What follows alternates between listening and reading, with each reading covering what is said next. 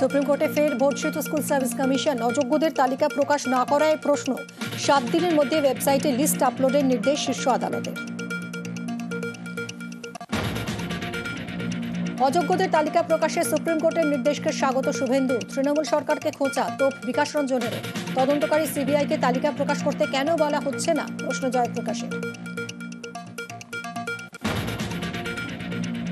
চাকরি বিক্রির টাকা কি এসআইপিতে? 2019-এ শালার মাধ্যমে মিউচুয়াল ফান্ডে বিনিয়োগ জীবনকৃষ্ণের।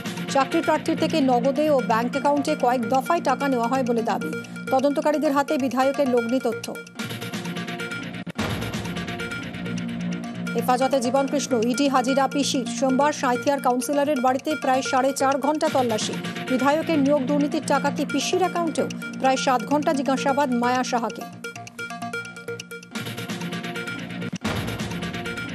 26-এর আগে বিজেপির বিরুদ্ধে মমতার সুর সপ্তমে। নির্বাচন কমিশনের বিরুদ্ধে সুর চড়িয়ে মোদী সরকারকে হুঁশিয়ারি।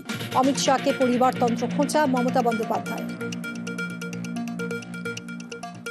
ভান্ডারা কিন্তু আমাদের কাছেও আছে, যেমন লক্ষ্মীর ভান্ডার আছে তেমনি আপনাদের দুর্নীতির ভান্ডারাও আছে। খুলে দেব, ফাঁস করে দেব।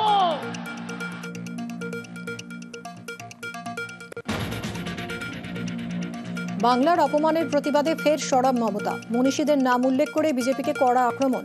26-এর আগে বাংলা আবেগে শান।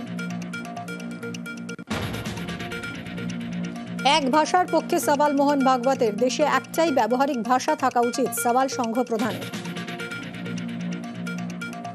एक भारतीय भाषा व्यवहार भाषा चाहिए, कौन सी हो तय करें सब मिलकर। भाषाओं में विवाद करने का कोई मतलब नहीं है, शब्द अलग है, भाव एक ही है सर्वत्र। বিজেপি শাসিত রাজ্যে বাংলার পরিযায়ীদের নির্যাতন, ফের সরব মমতা বন্দ্যোপাধ্যায়। উন্নয়নের খতিয়ান দিয়ে 26-এর ভোটে আরো বেশি আসনে জয়ের চ্যালেঞ্জ তৃণমূল নেত্রীর। বিনা যুদ্ধে 1 ইঞ্চি জমি তৃণমূল কংগ্রেস ছাড়েনি, ছাড়বে না। আগামী নির্বাচনে আরো সিট আপনাদের বাড়বে, তার কারণ আমরা মানুষের উন্নয়ন করি, আরো করব। টিএমসিপির সমাবেশ থেকে বিজেপিকে অল আউট আক্রমণ অভিষেকের। অপরাজিতা বিল পাস না করায় আরজি করে ধর্ষণ খুনের প্রসঙ্গ তুলে সরব।